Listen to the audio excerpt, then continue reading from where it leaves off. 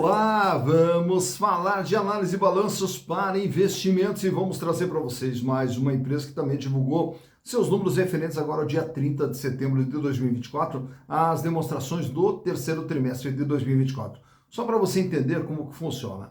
As empresas publicam seus balanços anualmente, geralmente no dia 31 de dezembro. Porém, durante o ano, elas têm que apresentar suas demonstrações intermediárias, que são as demonstrações trimestrais. Então, nós temos um balanço intermediário ali dia 30 de março, 31 de março, 30 de junho, 30 de setembro e aí, por fim, o balanço que fecha todo o ano. Então, estamos trazendo aqui todos os números da empresa, de tudo que vem acontecendo até agora, o dia 30 de setembro de 2024. E hoje estamos retratando aqui a BRF-SA. A BRF-SA, sabe quem é? A Sadia, a Perdigão, né? E mais uma série de outras marcas também que fazem parte, mas as mais significativas, Sadia e Perdigão. Até porque toda a história é baseada justamente na Sadia e na Perdigão. E quem sugeriu a BRF, a quem eu agradeço imensamente aqui, que solicita aqui a atualização das informações, é o THXL20 que mandou uma mensagem lá sugerindo a BRF. Muito obrigado pela participação, muito obrigado pela sugestão. E caso também vocês queiram outras empresas, é muito simples. Basta entrar aqui, ó, canal Silas Negro e manda a sua sugestão. Aproveita, faça a inscrição, dá o like, venha junto conosco construir e repartir conhecimentos. Bom, sobre a BRF, só para a gente poder recontar um pouco a história, até para você entender que é uma empresa que, nossa, vem passando por diversas turbulências. E são duas empresas que, quando surgem, vão conquistando o mercado. Então vamos contar essa história para você entender direitinho. Lá em 1934, na cidade de Videira, em Santa Catarina, surge a Perdigão. E a Perdigão ela foi criada ali por duas famílias, a Brandalize e a Ponzone. Tá? Já no ano de 1944, surge a Sadia. A Sadia surge onde? Em Concórdia, também em Santa Catarina, através da família do Atílio Fontana. Então ali são duas empresas trabalhando principalmente no setor de aves, vindo ali de Santa Catarina. No caso da Sadia, especificamente, o que acontecia? À medida que ela vai conquistando o mercado, e aí, naturalmente, como é que você vai fazer para transportar aves refrigeradas lá de Santa Catarina para o Paraná, para São Paulo, para o Rio Grande do Sul, para o Rio de Janeiro, enfim, é difícil, até porque estamos falando aqui lá da década de 50, né? Então, as estradas bastante complicadas ali. Aí, o que o Atílio Fontana faz? Ele praticamente comprou um avião para poder transportar os seus produtos para outros mercados também. E esse avião foi o primeiro ali, que daí na sequência vieram outros aviões e acabou se transformando numa frota e passou também a transportar passageiros. E aí que surge uma empresa aérea chamada Transbrasil. Transbrasil que depois acabou fechando na década de 90, mas a Transbrasil foi criada da Sadia, tá? Que inicialmente era para transportar produtos refrigerados. Já chegando no ano de 1964, começaram a trabalhar com os produtos semiprocessados. Tá? Indo mais adiante, em 1975, aí também a Perdigão já passa também a exportar os seus produtos. Estamos contando aqui duas histórias, Perdigão e Sadia, as duas vão indo, seguindo o seu caminho ali, né? Bom, no ano de 1990, aí a Sadia também começa a fazer abertura de mercados fora do Brasil, principalmente no Oriente, e depois aí também na China, começa a vender os seus produtos na China. Tá, no ano de 1998, as duas companhias já atendiam mais de 40 países através da exportação. Mas aí, com a questão de todo esse processo de exportação, cada uma fazendo o seu, o que eles fizeram? Resolveram criar uma empresa chamada BRF Trading, que iria concentrar todas as vendas dessas duas empresas para fora do Brasil, ganhando com isso ali uma economia ali, já que cada uma não precisava montar o seu departamento, montava uma empresa só para fazer esse trabalho para as duas. Bom, entrando ali já nos anos 2000, aí o que acontece? A Sadia nessa época era maior do que a Perdigão. Só que a Sadia acabou cometendo uma série de erros ali de operações financeiras com derivativos, principalmente ali em 2007, 2008, que praticamente quebrou a Sadia. Aí o que acontece? Aí ocorre uma fusão entre a Perdigão e a Sadia. E quando ocorre a fusão, aí passa a surgir uma nova empresa, que era a BRF Brasil Foods. Só que o Brasil Foods depois acabou desaparecendo, por quê? Para ser uma marca global, então acabaram tirando o Brasil Foods e ficou apenas BRF. Então, já nesse ano ali de 2008, começa ali todo o processo de fusão das duas companhias e passa a ser uma empresa só. Bom, mas daí na sequência, a família Brandalize já havia vendido a sua participação para fundos de previdência, principalmente Previ, Petros, que estavam lá dentro também. E aí na sequência, o que ocorre? O Abílio Diniz, que era o controlador do Pão de Açúcar, quando ele sai do Pão de Açúcar, que vende as suas ações do Pão de Açúcar, junto com o fundo Tarpon, investe na BRF e assume o comando da BRF. E ao assumir o comando da BRF, veio com toda uma metodologia empregada para o varejo, de baixo custo, redução de gastos e etc., para tentar melhorar a lucratividade da empresa. Porém, o setor não funcionou igual funcionava o varejo. E aí a empresa começou a ter uma série de problemas. E aí, nessa questão de cortar custos, acabou mandando diversos profissionais formados pelas duas empresas, altamente capacitados, e aí começou a trocar todo esse pessoal por um pessoal que não era especificamente do setor. E a BRF começou a acumular uma série de erros, e esses erros todos começaram a gerar prejuízo para a empresa, e os acionistas minoritários, os demais acionistas, começaram a mostrar toda uma insatisfação com a condução da companhia da maneira que ela estava sendo feita. Tanto que daí, na sequência, o Abílio Diniz teve que se retirar. Tanto é que depois ele vende as suas ações da BRF e acaba comprando as ações do Carrefour, que inclusive a gente já retratou aqui no canal. Bom, nesse processo todo, aí o que ocorre agora mais recentemente? Nós tivemos agora a Marfrig, que é do Marcos Molina, a Marfrig que também já foi analisada aqui no canal. A Marfrig começa a comprar participação societária da BRF. E aos pouquinhos ela vai aumentando essa participação societária e hoje tem praticamente mais de 50% das ações da BRF pertence à Marfrig Global Foods. Tá? Então hoje quem comanda a BRF? A Marfrig. Bom, quando a gente fala dessas turbulências, naturalmente que não só esse problema ocorrido lá em 2007, 2008 com a Sadia, mas depois daí as trocas de comando, então tudo isso aí faz com que a empresa perca o seu rumo, ela tenha dificuldade de encontrar o seu caminho. E aí com a chegada da Marfrig, a expectativa era justamente que, por ser alguém do ramo, que a empresa começasse a encontrar o seu caminho. Bom, para saber se isso está acontecendo ou não, nós vamos ver através dos números. E, para tanto, estamos trazendo aqui os balanços de 2020, 21, 22, 23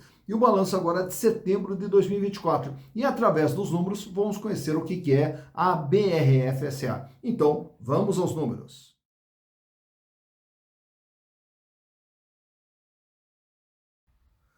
Então aqui estamos com as demonstrações contábeis da BRF-SA, trazendo toda uma base histórica desde o ano de 2020 até agora o dia 30 de setembro de 2024. Vamos ver tudo o que vem acontecendo com a companhia ao longo desse período aqui. Companhia essa que, como nós já falamos anteriormente, passou aí por diversas turbulências, vem tentando encontrar o seu caminho, e vamos ver então se está encontrando o seu caminho ou não. Para isso, vamos voltar no tempo, lá no ano de 2020, quando a BRF registrava dentro do seu patrimônio, do seu ativo total, 49 bilhões de reais, todos os bens e direitos, tudo aquilo que faz parte do seu patrimônio. E aí, naturalmente, que por ser uma indústria, então ela vai ter aqui um imobilizado com valor bastante expressivo, 12 bilhões de reais, 24,6% do seu patrimônio, que corresponde justamente às suas fábricas, máquinas, equipamentos, instalações, toda a estrutura de funcionamento. E o intangível aqui, dentro lá do balanço da empresa, são registrados os ágios das aquisições que a BRF veio fazendo ao longo do tempo e também a questão das marcas que também fazem parte desse intangível. Já no realizável longo prazo, o que nós temos aqui? Principalmente tributos a recuperar como um valor mais significativo e outros valores a receber de longo prazo. Tudo isso aqui, então, forma o chamado não circulante, que seria praticamente um capital fixo. Não é totalmente fixo pela existência do realizável a longo prazo. Mas o que faz a empresa funcionar é essa parte de cima aqui, o ativo circulante. E o ativo circulante, que é o capital de giro, os recursos que a empresa usa no seu dia a dia. E aí, no ano de 2020, totalizava 22 bilhões e 900, o equivalente a 46,1% de representatividade em relação ao ativo total. Lá em 2020, a BRF tinha em caixa 7 bilhões 890 milhões de reais. Dinheiro em caixa, banco, aplicação, 4 bilhões e 100 em contas a receber, 6 bilhões e 800 os estoques da empresa e nos outros créditos aqui que fecha o grupo do ativo circulante, os demais valores a receber de curto prazo que não seja de clientes. E aqui nós vamos ter também como valor mais expressivo os chamados ativos biológicos e também os tributos a recuperar. Já no ano de 2021, a BRF pula aqui para 55 bilhões 903 milhões de reais, com aumento aqui no capital de giro que agora chega a 26 bilhões e 200. O volume de dinheiro em caixa praticamente estável com 7 bilhões e 800, também uma estabilidade aqui no contas a receber com 4 bilhões e 100 e os estoques que aumentam de 6.800 para 9 bilhões e 600 lá em 2021. Chegando em 2022, a empresa agora é de 57 bilhões e 800. E o capital de giro praticamente estável com 26 bilhões e meio, aumenta o caixa para 8 bilhões e meio, uma pequena elevação aqui no contas a receber para 4 bilhões e 200 e os estoques que diminuem para 8 bilhões 660 milhões de reais. Já para 2023, a empresa fecha aqui com 57 bilhões e 200, né, uma pequena queda em relação a 2022, e essa queda é verificada aqui, ó, dentro do ativo circulante, que cai para 25 bilhões 954 milhões. Apesar da queda no capital de giro, o volume de dinheiro em caixa continua subindo, chega agora a 9 bilhões e 700, aumentando também o contas a receber para 4 bilhões e 800, e a empresa vem diminuindo seus estoques. Estoques que chegaram a 9 bilhões e 600, caíram para 8,600 e caem para 6 bilhões e 600. Já no mês de setembro, agora as últimas informações apresentadas pela companhia, registra aqui um ativo total de 60 bilhões de reais. E o capital de giro volta a subir agora com 28 bilhões e 300, a empresa ultrapassa os 10 bilhões, chega a 10 bilhões e 800 em dinheiro, caixa, banco, aplicação, 4 bilhões e 700 em contas a receber e os estoques 7 bilhões e 390. Ao longo desse período também registra-se aqui que a empresa vem fazendo aqui investimentos também no seu imobilizado, de 12.200 para 13, para 14.200, 14.600, 14.800, vem gradativamente também aumentando ali a sua capacidade de produção.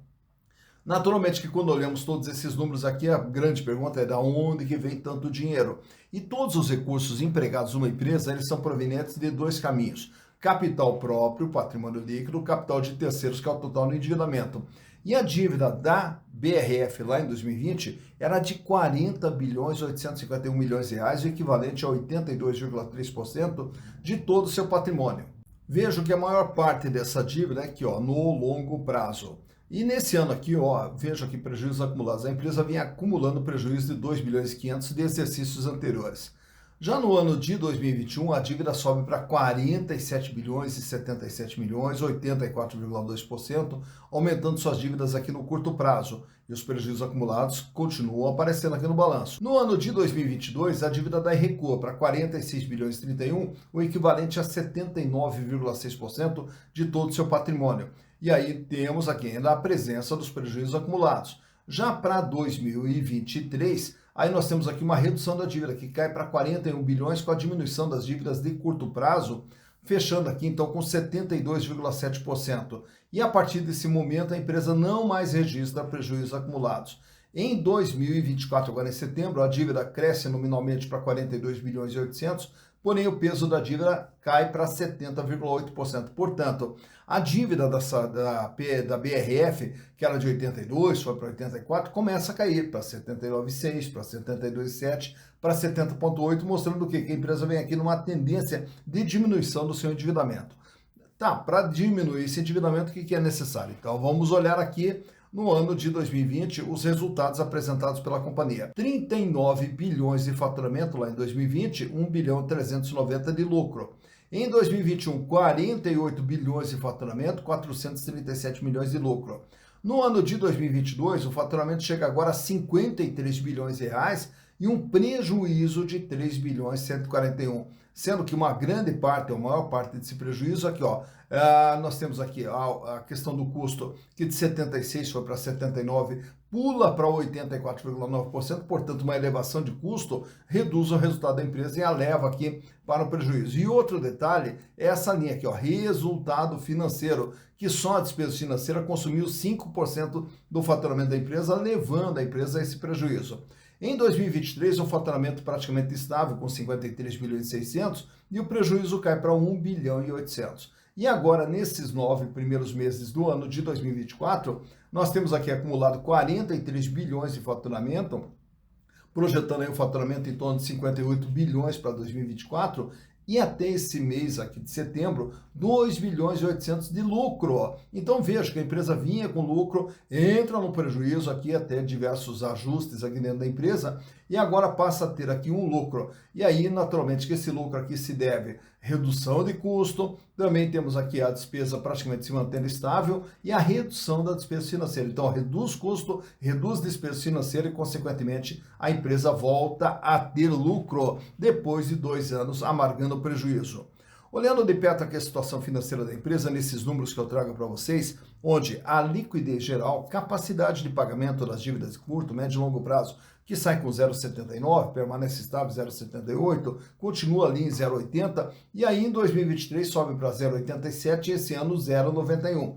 Para cada R$1 de dívida que vence no curto, médio e longo prazo, a BRF dispõe de 91 centavos, quer dizer, ainda não tem recursos para fazer frente a todo o seu endividamento, mas como grande parte da dívida é de longo prazo, nós vamos nos atentar para esse número aqui, ó, liquidez corrente, que é a capacidade de pagamento nas dívidas do dia a dia. E aqui nós vamos saber se a empresa tem uma folga financeira ou ela vem passando por aperto financeiro. E a liquidez ela sai com 1,48, cai para 1,24, cai para 1,19 e aí ela reverte, ela começa a subir. 1,34 e agora fecha com 1,45. Para cada R$1 de dívida que vence no dia a dia, a BRF dispõe de R$1,45. Paga só para uma situação financeira tranquila e ainda uma situação financeira que ela vem em elevação, né, de 1,19 para 1,34 para 1,45. Já o endividamento que nós vimos há pouco ali no balanço, aqui estão os índices deles, desse endividamento, 82,2 vai para 84 e aí começa a cair 79,56, 72,69 e 70,82, mostrando que de tudo que a BRF tem no seu patrimônio, ela deve 70,82%, uma dívida que vem aqui no processo de queda. Já a margem líquida, o que vem a ser a margem líquida? A margem líquida é esse número que aparece aqui na DRE, ó, esse númerozinho aqui. O que quer dizer esse número aqui? De tudo que a empresa vende, ela tem que pagar custo, pagar despesas, pagar resultado financeiro, impostos, e o que sobra, líquido para a empresa, 3,5%.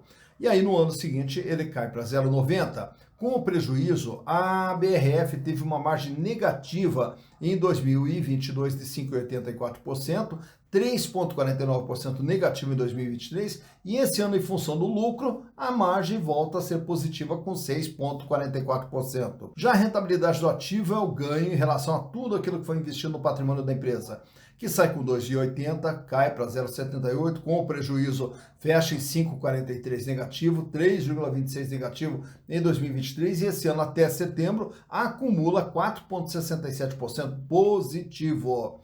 Já a rentabilidade do PL é o ganho dos acionistas. Quem tinha já as ações da BRF, lá em 2020 teve um ganho de 15,77%. Em 2021, 4,96%. Em 2022, devido ao prejuízo, os acionistas perderam 26,57%. Também em 2023, em função do prejuízo, 11,95% de rentabilidade negativa. E esse ano, até setembro, 16%, projetando um ganho para os acionistas na faixa de 22% para 2024. E ao falarmos em acionistas, nesse quadro aqui trago para vocês alguns indicadores. Uma ação da BRF vale patrimonialmente R$ 9,82. Para você comprar uma ação da BRF, o valor de mercado hoje, no dia da gravação desse vídeo, R$ 25,45. Então é uma ação que ela é vendida por um valor bem mais alto do que ela vale patrimonialmente. Então é uma ação que ela tem um ágio de 159%, medido pelo PVP, preço por valor patrimonial, que fechou em R$ 2,59. Lucro operação nos últimos 12 meses, R$ 1,94, o que gera um ganho com base no valor de mercado de 7,62%.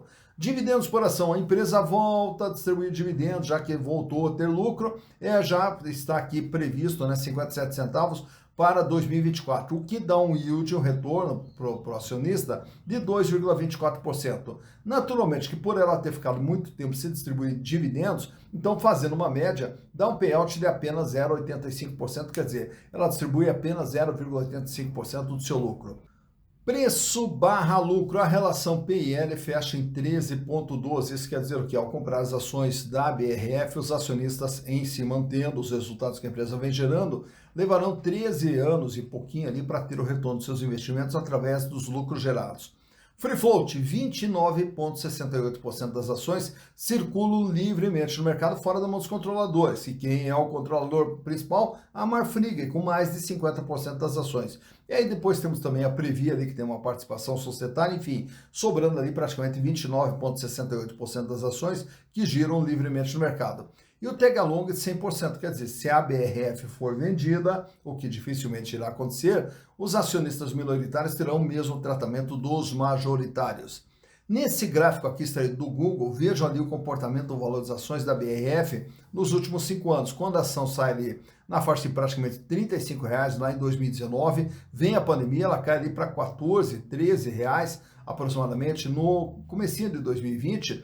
E aí ela começa a trafegar ali na faixa de R$ 20, passando ali por diversas oscilações, entra 2021, chega ali a R$ 26, R$ 27, e aí começa todo o processo de queda. Você vai vendo ali que tem diversas oscilações para cima e para baixo, mas sempre numa tendência de queda, até ela atingir seu menor valor aqui no comecinho de 2023, quando as ações foram cotadas ali abaixo dos R$ 10. Desde então, aí as ações começaram a recuperar. E você vai vendo ali, na medida que o gráfico vai chegando ao final, que vai subindo uma escadinha. Tanto é que chega agora em 2024, no dia da gravação desse vídeo, com uma cotação de R$ 25,45, que é a última cotação da empresa, quando da gravação do vídeo aqui. Então, por aqui você vê quando que as ações tiveram seu maior valor, quando que tiveram seu menor valor e como que vem se comportando o valor das ações da BRF-SA.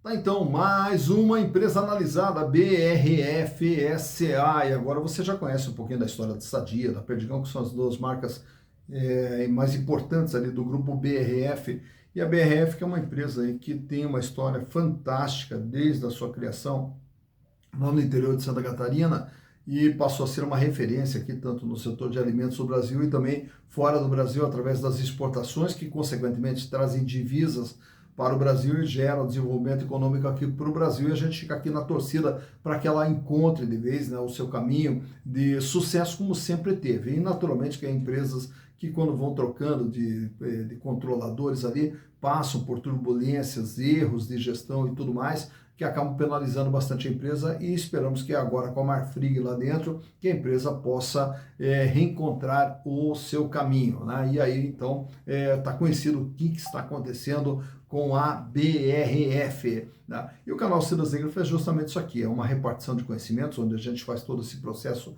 de pesquisa e passa essas informações para vocês. E quando a gente fala aqui de desenvolvimento de conhecimento, conhecimento que é a base de uma sociedade, é o que vai fazer com que a gente possa ir cada vez melhor, e a gente só vai melhor tendo cultura, tendo educação, tendo conhecimento. E quero sugerir aqui para vocês, para quem tem interesse em aprender sobre criptomoedas, tá? O que são as criptomoedas, como investir, como que funciona esse mercado, e também para quem tem interesse em análise gráfica, voltado ali para quem também investe em ações e tudo mais, conhecer um pouquinho como funciona a análise gráfica do comportamento das ações. Então são 2 cursos que serão realizados pela Malta. A Malta é uma organização sem fins lucrativos aqui na cidade de Curitiba, tendo ali como um dos seus controladores ali o grande professor, doutor Hugo Meza Pinto, que está coordenando esses 2 cursos. Então, para quem tem interesse, aqui no vídeo, na descrição, eu vou deixar o link ali onde você vai poder buscar mais informações e poder também fazer a sua inscrição e aprender sobre criptomoedas e também aprender sobre análise gráfica. Tá? Então, caso você tenha interesse nesses 2 segmentos de conhecimento ali, entra aqui na descrição do vídeo aqui, eu deixo ali o link de acesso para que você possa aprender um pouquinho sobre criptomoedas e também sobre análise técnica, tudo lá com o pessoal da Amalta, uma das escolas e dos centros de desenvolvimento de formação financeira mais significativos aqui da cidade de Curitiba. E o importante é justamente isso aqui, a gente sempre estar aprendendo, sempre estar se desenvolvendo, porque se Com conhecimento já é difícil, imagine sem conhecimento, né? Sem conhecimento passa a ser aposta e com conhecimento a gente passa a saber investir, né? E aí, dito isso, então venha conhecer o trabalho lá do pessoal da Malta e será um prazer também sempre ter vocês aqui no canal Silas Negrão. Dito isso, bons investimentos para vocês.